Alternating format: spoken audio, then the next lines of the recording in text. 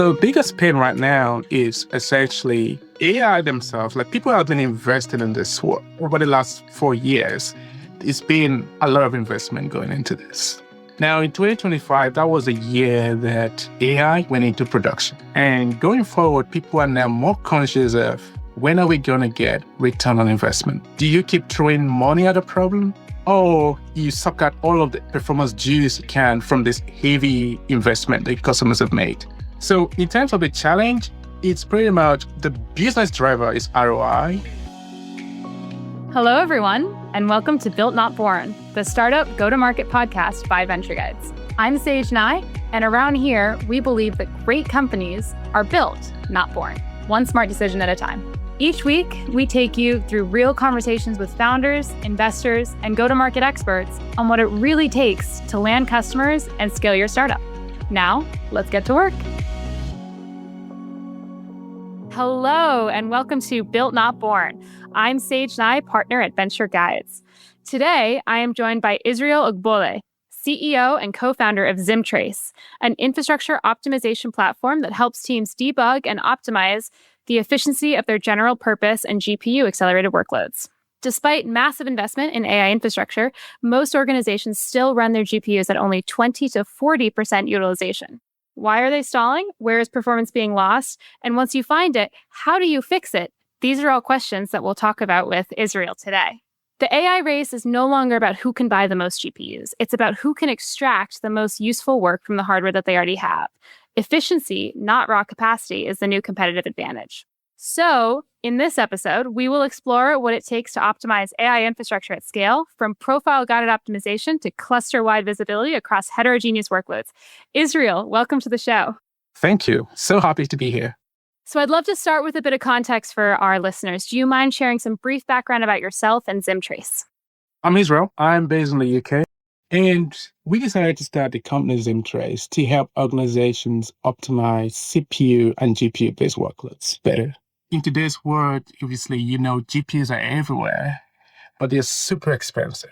And what we then decided to do was essentially, how do we help users get better visibility into these workloads?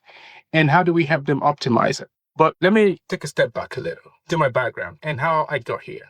I used to work for a company called Yammer. And then Yammer, I was looking after customers and looking after production environments there. And then we got acquired into Microsoft.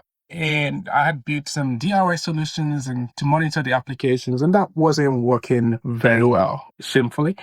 And I tried New Relic, and it was pretty much like walking into dark room and turning the lights on. It was amazing. The level of visibility was great. And when that happened, obviously Microsoft grew too big for my liking, and then I decided, let me look for another startup organization. And that was how I joined AppDynamics. And as you know, AppDynamics is also one of the observability company. They were doing very great in the UK at the time. And there I became a solution architect, so which is pretty great. I went around nearly all customers that I worked with, 100% on site, helping them to implement AppDynamics.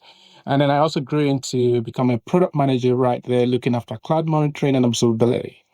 Now, in all of these experiences, being at Microsoft as a user and now at AppDynamics as a vendor, I saw there's a huge gap in monitoring observability. Customers never get the full ROI from it because it's so hard to use. So I saw this little company called Optimizer Cloud that were doing it in a very, very new way. Technology called eBPF to introspect the entire application, profile whole system, get visibility that you need. I saw it and I was like, that is the future of observability. Like, no doubt in my mind. And then not long after Elastic acquired this company, when Elastic did, I joined them and grew the business, integrated what used to be called Profiler into Elastic Universal Profiling, grew it substantially large. And then I led open sourcing it and doing it into OpenTelemetry.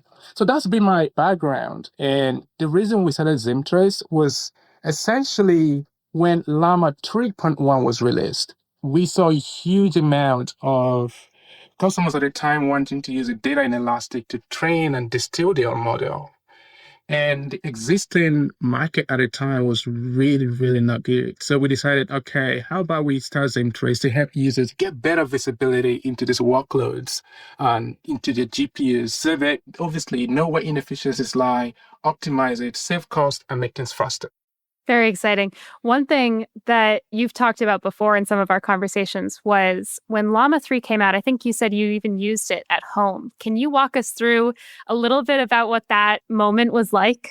So here's the story. I was taking a walk, listening to a podcast, and I had Llama 3.1 announcement. And I was like, okay, what is this again? I went home, looked it up quickly, and I deployed it locally. And it felt like having ChatGPT literally on my box at home. I literally had goosebumps. Wow. I knew that this thing was going to change the world. The way inferences and the way people are going to train and distill their model, like it was going to change the world. But then at the time, GPUs were so expensive to buy. And to get this efficiency out of them, you got to run them on GPUs, these models on GPUs. And no surprise, NVIDIA was doing great in the market there. And those were the signs that led us to build Zymtrace. Like, if people are going to run this, if it's going to be big and massive, it means that efficiency must be key to it. And existing solution at the time just sucked, terrible, and not great. And then we built Zymtrace to solve that problem for users. That was a great experience. Like, when it happened, I told my wife, this is the time. I'm going to go solve this problem. And talk about an amazing experience. I mean, you were working on probably one of the most cutting edge products in the market when you were at Elastic. And then to say, okay, I love what I'm doing here, but I see where the market's going and we have to go solve that. It's such a great story.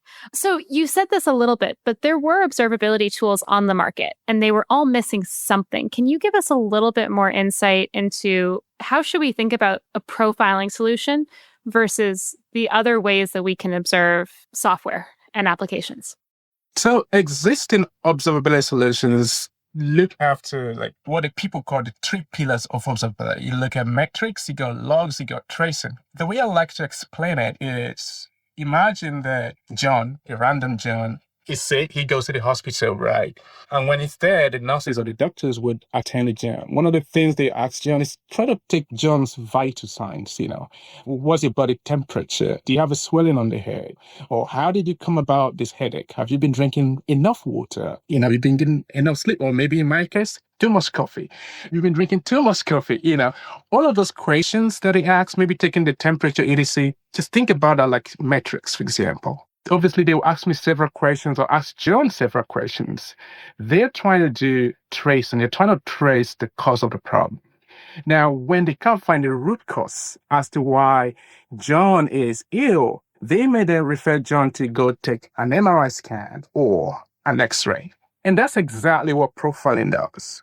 Profiling is like taking a continuous MRI scan of the entire system and then letting users know where inefficiencies lie. On the CPU world, it's more like, what is it that's consuming all of my CPU cores? By the time you take this MRI scan, you can clearly see which program or which code is consuming your entire CPU cores. And in GPUs, it's quite a reverse. It's more like, why is a GPU not being fully utilized?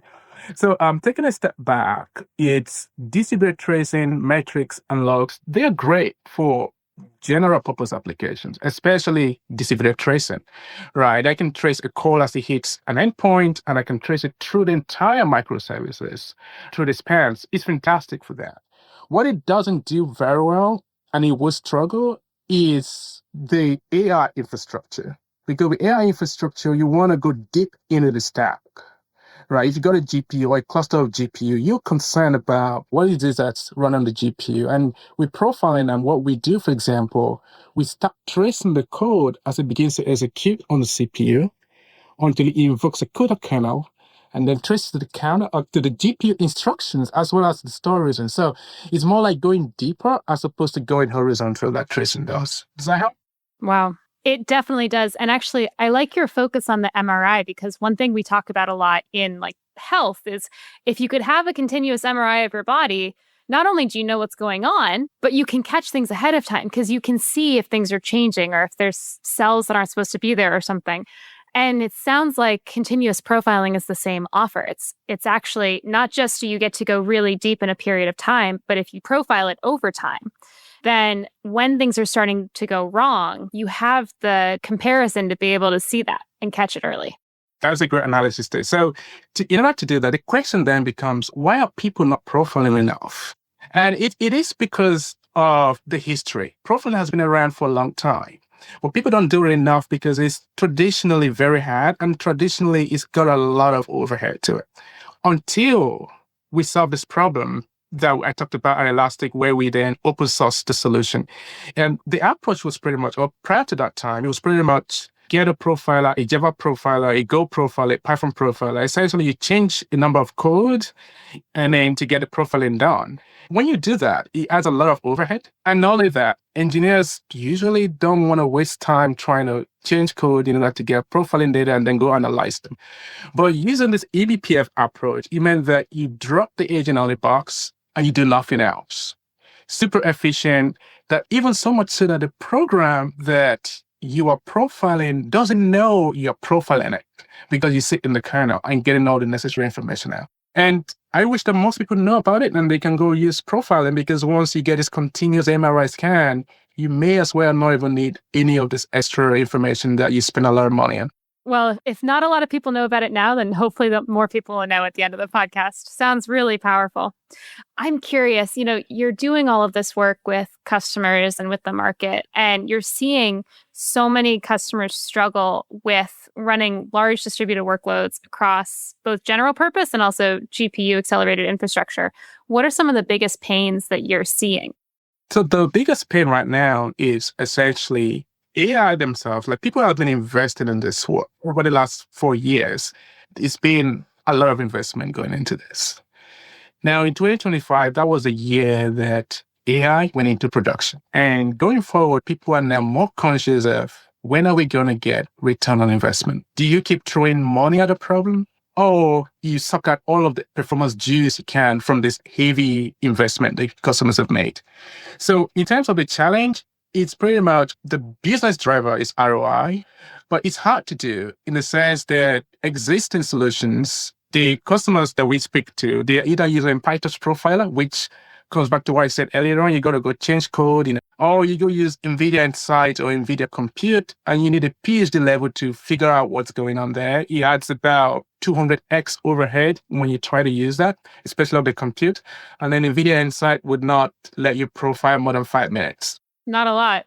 Yeah, and this is documented. It's actually there. It's in the document. So there isn't a lot of options left for AI and ML engineers who really just want a cluster-wide visibility. And let me double click on what I mean by cluster-wide visibility. Now, if you use PyTorch Profile, you got to change the code, deploy maybe on your dev machine. If you use NVIDIA Insight, you got to literally SSH to the box one at a time. So imagine if you have hundreds or 200 GPUs or nodes of GPUs, you cannot SSH into each and every box trying to find where inefficiencies lie or try to isolate the problem that you have. So what folks have asked us for is, how do we get easily a cluster-wide visibility across the entire GPU-based workloads? And that's exactly what Zymtrace does. Once you deploy the agent, we immediately provide whole cluster-wide visibility for customers and then build recommendations that tell you exactly where inefficiencies lie. So you don't need a PhD level anymore. You get all the traces that you need, and you just go optimize, essentially. That's amazing. And that's one of the things that we've loved about working with you and Joel is you're so focused on the customer and how do I make their life better and how do I make it easier? And it's fantastic. You've really built a solution that not only gives them this super valuable data over time, but does it in a way that is digestible and understandable, which is great. When we think about the future a little bit, and we think about what you can do with profiles. You've written a lot about profile-guided AI optimizations for layers like the compiler and others. What does that look like to you? Or sort of, can you share a little bit about how you see the future and what enterprises can do to run more efficient AI workloads? I coined that word, profile-guided AI optimization, from an existing concept called PGO, an existing concept called profile-guided optimization. What that does is, because compilers are essentially, once they're built, they come in with it's sort of heuristics that determines what is the best path to compile an executable. Right. And that's why when you compile the same code twice, you get different executive signatures, essentially. And now what PGO does is like you compile once, you profile the code, it does have some context, and then you pass that profiling information onto the compiler for the next time the compiler sees your code and recompiling your code, he knows, oh, you know what? I've got to make optimizations in this area because that's the hottest path in the code. So compilers are built to do that. Most compilers are built to do that. And if you apply that to AI world, you've got LLMs today that can do fantastic work at looking at different patterns and trying to make sense of those patterns. And what you see people do traditionally is like you ask LLM to just randomly or blindly optimize a code. It will try, but you get a lot of garbage that won't work, including CUDA kernels, etc. So the idea of profile-guided AI optimization is we profile the code, and then customers use MCP to pull this data onto the IDE. And by the time you pass it to Cloud Code or any of this LLM, because they have full rich context already, they go ahead and optimize your code without you, again, being an expert. You don't need to know deep down CUDA kernel. You don't need to know any of that. Just put the data using natural language from your IDE. Zymtrace automatically pulls it down, analyze it for you, and then apply recommendations locally. Wow. So we talk about context for LLMs. I mean, everyone's saying LLMs need context. They need context. What better context than a profile? So good. It's so good. Now, even some of the models that are not as great, the moment they have that context, a full stack trace, it's more like a full story of the entire execution of that code. They do a great job at it because of the context that you pass into it. Israel, this is so great. Do you mind telling us any customer stories that you can share just to really tell listeners more about what we're talking about? Yeah, so we got a few customers using Zymtrace already, but they're pretty big enterprises. I'm not allowed to mention their names just yet. But one of the ones that recently signed with us is Anm.ai, ANM.ai. This guy is fantastic. They build conversational AI for you, like build live persona, human personas for their customers. And they run a massive amount of compute on GPUs. Now, what they've done traditionally has been PyTorch profiling or NVIDIA Insight. And their desire was pretty much, how do we easily get cluster-wide visibility into the entire GPU cluster? They tried some other solutions out there, but just didn't work for them. And when they saw Zymtrace, I actually did the demo of Zymtrace to them. And literally, the guy's face was like, this is what I've been looking for. And just after we finished the meeting, Joe, he then messaged us. He was like, I've just installed Zymtrace. Can you send me the GPU license? And Joe and I was like, he already did? We had no idea that he already did. So the main pain points was pretty much, they had this problem where they wanted to troubleshoot GPU-based work, a specific performance issue, which I can't go into detail on. But Zymtrace found it immediately for that. They optimized it and saved about 2.5x latency. That's huge. Immediately, what you got 250%. See, and the beautiful thing about that too is that they are actually not using Zymtrace directly like everybody else. They are using a profile-guided AI optimization we talked about heavily. That's their workflow, pretty much. So AI now making a lot of wins on GPUs and optimizing GPU-based workloads using Zymtrace, which is amazing. That is so exciting. And your focus on customers, talk about such a great customer story with a huge impact. Really amazing. Thank you. I mean, we are really excited to have them on board. And we'll be doing a joint blog post pretty soon, so look out for that. Absolutely. I'm sure our listeners will. All right. Well, so if we switch gears a little bit, building a company is hard. And you've worked in a whole bunch of startups, but this is you and Joel are building Zymtrace, and you took a huge leap of faith, and you've had a remarkable growth so far. If you had to pick something, what would you say is the hardest part of the journey so far? There are loads to talk about. That's a great question. So I would say that a company is a group of people that you put together, give them a mission, and then they go execute. And to be honest, I don't see Zymtrace today as a company yet. I see it more like a product. All we've got is a product. You've got to make this product big and very successful. Then that translates into the company. I just see the company right now as a shell, as an entity, as a necessary entity. So all our focus is right now on the product. And what that means is that, to answer your question, the biggest challenge so far has been getting the right set of people to work here. I can tell you that's very, very challenging because of what we do, we need a special kind of humans, special kind of engineers that go low level and are able to introspect the code. And if you're working in the CUDA ecosystem, as many people who may be listening would know, it's fully closed source. So you need this kind of people to come on board and do their magic, figure out how to do all of this great magic in order to give you better visibility and make life easier for users. So that, in my mind, has been, I think, one of the great challenging aspects of it. There's a ton of other things I can mention, but I just want to say, yeah, finding people, like finding great people on board is super challenging. I was going to say, from the outside looking in, you make it look so easy. You have a truly incredible team, and you and Joel are such strong leaders. I know it's been hard, but it's amazing to watch.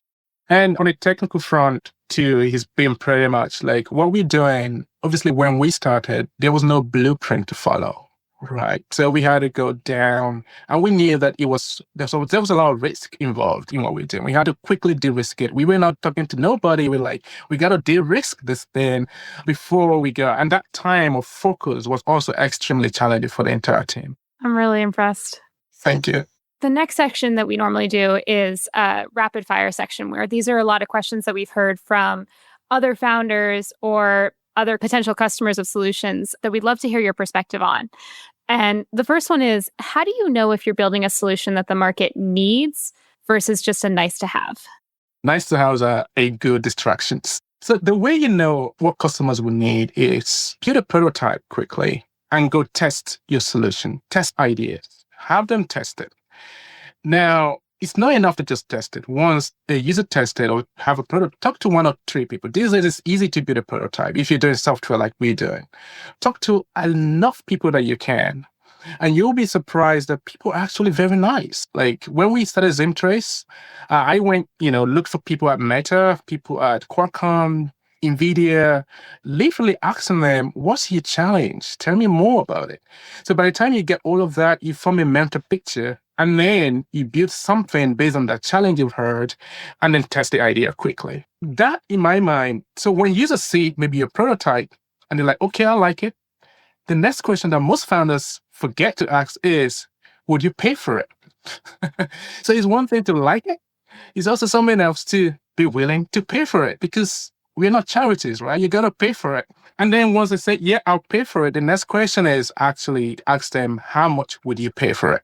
How big is the pain? How big is the problem? Because if you're a founder, like you put in all your life on this goal and it's a long journey, and you want to know that somebody can actually care a lot about it to pay for it. So if a user then says, maybe I like it, but I may not pay for it, or I may just pay you $1 or so for it, then maybe this is a nice to have. It's probably not worth your time. So that's how I would test it. Like literally go out there, get into the trenches and test your product ideas.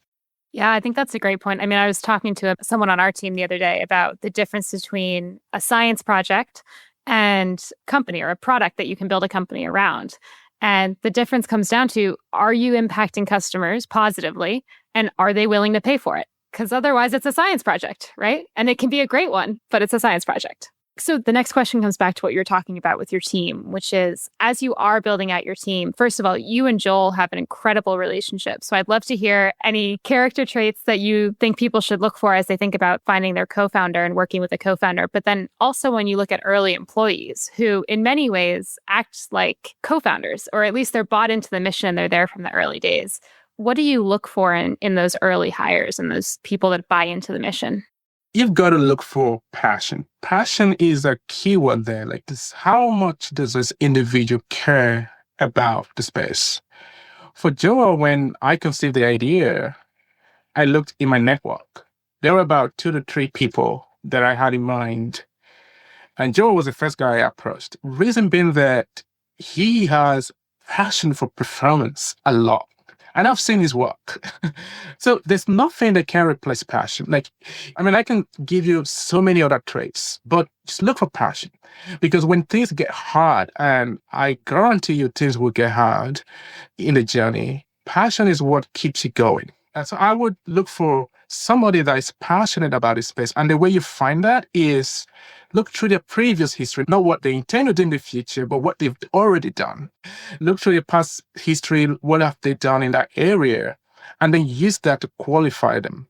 And once you find that, it's also, don't forget it. Like, you've got to also have somebody that you can easily relate with.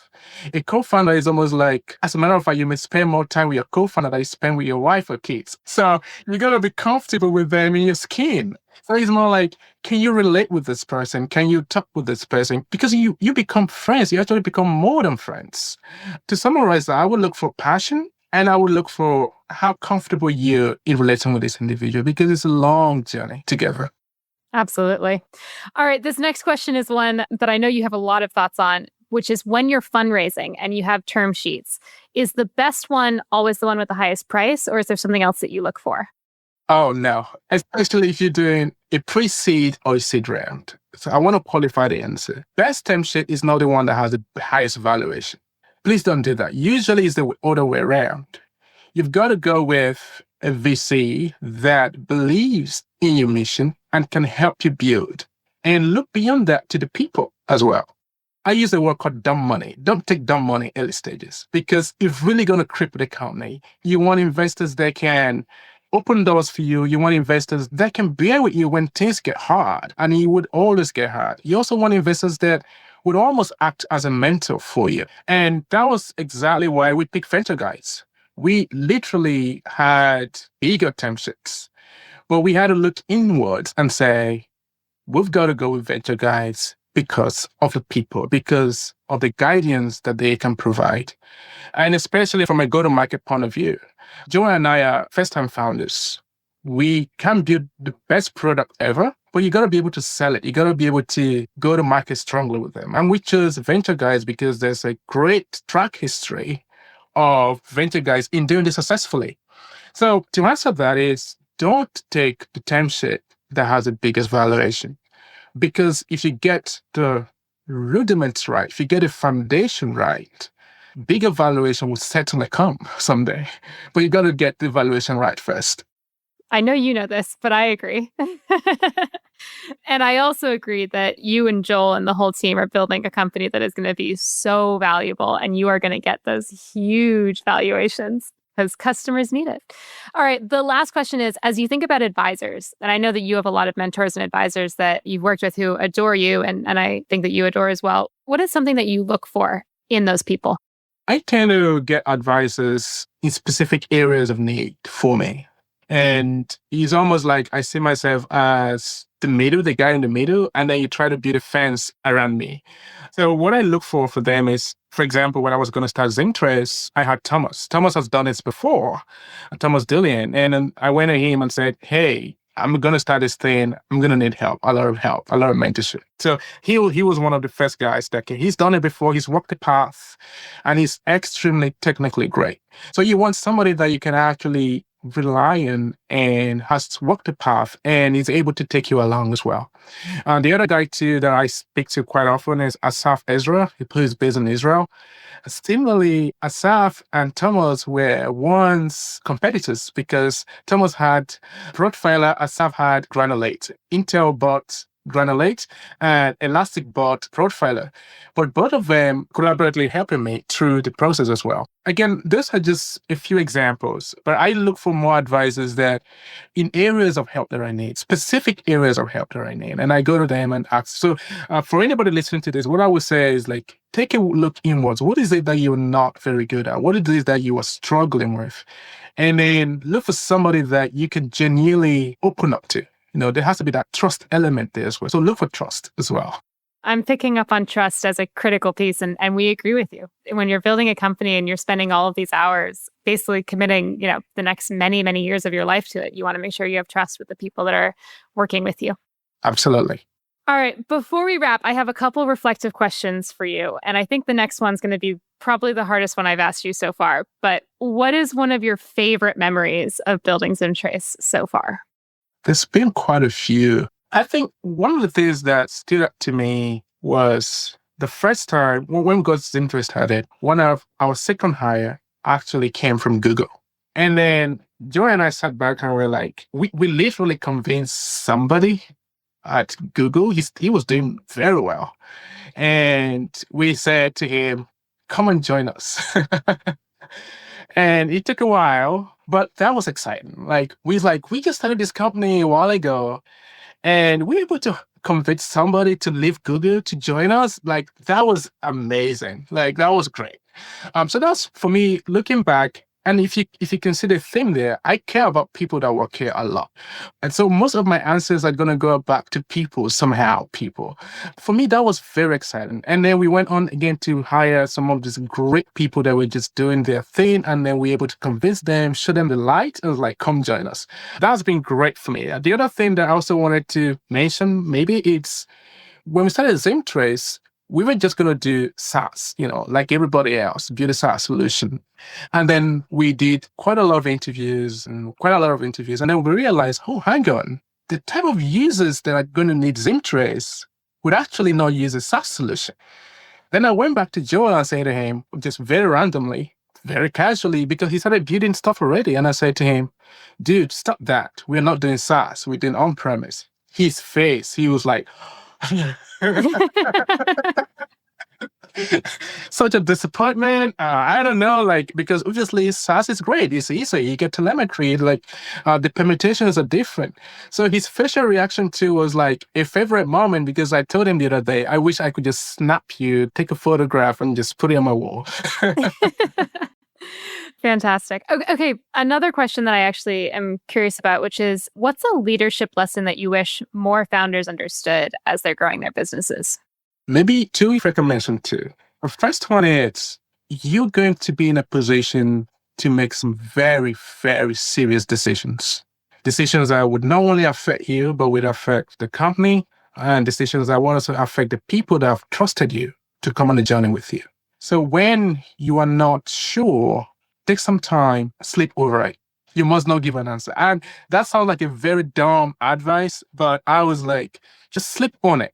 When it's a very critical decision, don't rush into it. Sleep on it, because one misstep can end the entire life of the company. And when you're dealing with people and customers, I would just say, if you are not that sure about your answer, sleep on it or go ask an advisor. That's one thing. The other item that I also wanted to mention is that always put customers first. No matter what you do, put customers first. They are first, center, and last, in my opinion. Literally go after them. Anytime that you say an engineer, if you look into your roadmap, if you look into tickets, if you look into progress update of engineer, I mean progress update because at Zymtrace, we are a distributed company. So engineers post progress updates every day at the end of the day. So if you look into progress updates and then you see that everything that folks are working on the roadmap, they are not directly tied to a must-have in the company. Cut it short. No diplomacies. Cut it short. It must be a must-have. A startup, you have to focus solely and squarely on one thing, and that's pretty much what moves the needle. Everything else is a distraction. So to summarize, that is focus. Secondly, rest. Sleep on it. I got to say, first of all, to your point, you've, in many of our conversations said, I need to think about this. It's a serious decision. And I've seen how seriously you take that because you value trust and you know that people have trusted you. And it's been a really amazing thing about working with you. With that said, I also know that you don't sleep a lot because you are up at hours when I'm going to bed and you're in a different time zone. So thank God for coffee. Absolutely. Israel, this has been so great. And I think you've opened up a lot of people's eyes to the power of continuous profiling and why it's so critical, especially as we reach this new platform age, as you talked about generative AI and GPUs and all of that. I'm sure that there are many listeners that want to learn more about you and about Zymtrace. So where can they go to learn more about you and Zymtrace? Oh, I'm very active on LinkedIn. So go find me there, Israel Ogbole, and I will share up immediately. I also write a personal blog post where I put in some of the things that are going on in my life. So if you care about my life, not the corporate stuff, I go to israelo.io. You'll find all my details there. Fantastic. Awesome. Well, thank you so much for joining us today. This has been fantastic. And I know that customers are excited to go check out your website, Zymtrace's website, your LinkedIn, all of this, because it's been a truly insightful conversation and hopefully eye-opening for many, many enterprises. So thank you. Thanks for having me. It's fantastic. Built Not Born, the Startup Go-to-Market podcast, is brought to you by Venture Guides. To find out more about Venture Guides and how our Venture Capital Plus guiding model helps early-stage startups build scalable go-to-market strategies and grow faster, visit ventureguides.com. And then make sure to search for Built Not Born in Apple Podcasts, Spotify, YouTube Podcasts, or anywhere else that you listen. Hit subscribe so you don't miss any future episodes, and we look forward to building with you. On behalf of the team here at Venture Guides, thanks for listening. Until next time, keep building.